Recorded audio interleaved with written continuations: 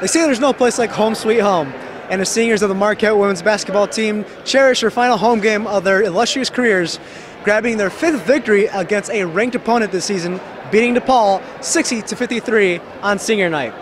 Couldn't be happier for our seniors, couldn't be happier for our team.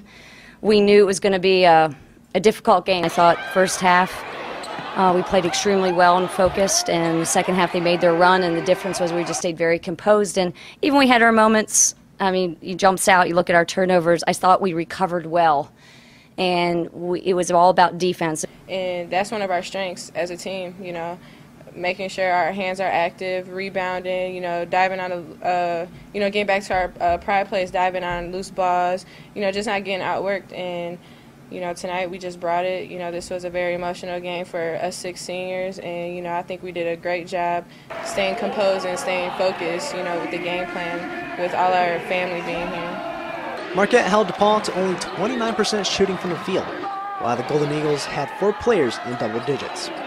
Marquette had a 17-point lead in the second half, but DePaul came back to tie it with 6 minutes left. The focus was key in pulling out the victory on senior night. We just had to be composed, and we knew that we were going to, you know, come down and execute, because we were all on the same page, and we handled it well with the crowd, you know, with their crowd they had here. It was pretty loud in there, but we made sure we were all on the same page, and we had one focus, and that focus was a win. The Marquette women's basketball team had one goal coming into the season: make the NCAA tournament. Not only have they achieved that goal, but they find themselves in good position entering into March. Reporting from the Al McGuire Center, Victor Jacobo, MUTV Sports. Hi guys, I'm here with number 3, the one, the only, Dwayne Wade. Dwayne, thank you so much for being here with us. How does it feel coming home with Marquette? It always feels great. I mean, every time I come here, I always get a great ovation from the crowd. You know, from things I've done when I was here, and also, you know, obviously what I've done since I left. So it's always great to come back to, you know, a place that, you know, helped me become who I am today.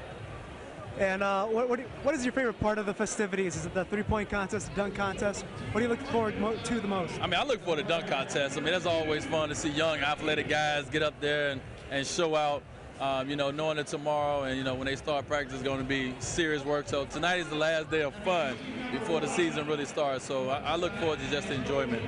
What does it say about Marquette?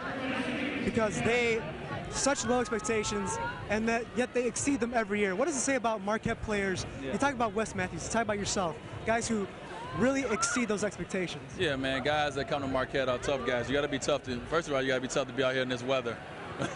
Secondly, we got a lot of tough guys that come here. Marquette is respected around the world because people know that, you know what, you're going to get toughness out of Marquette no matter what. You might not have height, you might not have the #1 player in the world, but you're going to get the toughness, and a lot of guys, that goes a long way. All right, Dwayne Wade, thank you very much. Thank you. Students from all over campus gathered at the Alumni Memorial Union for Father Pilar's first student forum on Monday night. Topics ranged from diversity at Marquette to tuition and housing. While this event was a way for students to gain knowledge of the university, Father Pilar's also benefited from the experience. I was really pleased to see so many students here. I thought they asked great questions. They got after some issues that are really important to Marquette at this point in its history. So I think we did some good work tonight. I was really happy to have this opportunity to be with them. And yeah, I've done some of this before at Scranton, certainly. Probably in smaller groups because it's a smaller student body. But I really welcome this. This is important for me to hear from students about their concerns and things that are on their mind. The event was sponsored by Marquette University student government, who wanted to continue the tradition of connecting students with the university administration, even with the new president. With MUSG, our goal is to make sure that students are able to be heard across campus, and to really have an access and the ability to talk to the president is something that we find important. It was something that we did with Father Wild and something that we wanted to continue to do. So as soon as Father Pilar's got to campus, I met with him and his staff and tried to find dates that we could pick out to continue to do these types of things.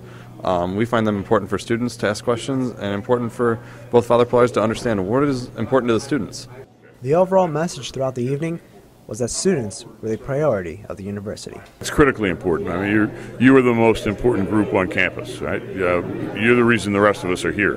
So it would be irresponsible and foolish of me not to want to know what you're thinking, because this really is your place in a way that it's nobody else's. And in light of that, I want to stay in touch and know what you're thinking about. Reporting for the Alumni Memorial Union, Victor Jacobo, MUTV News.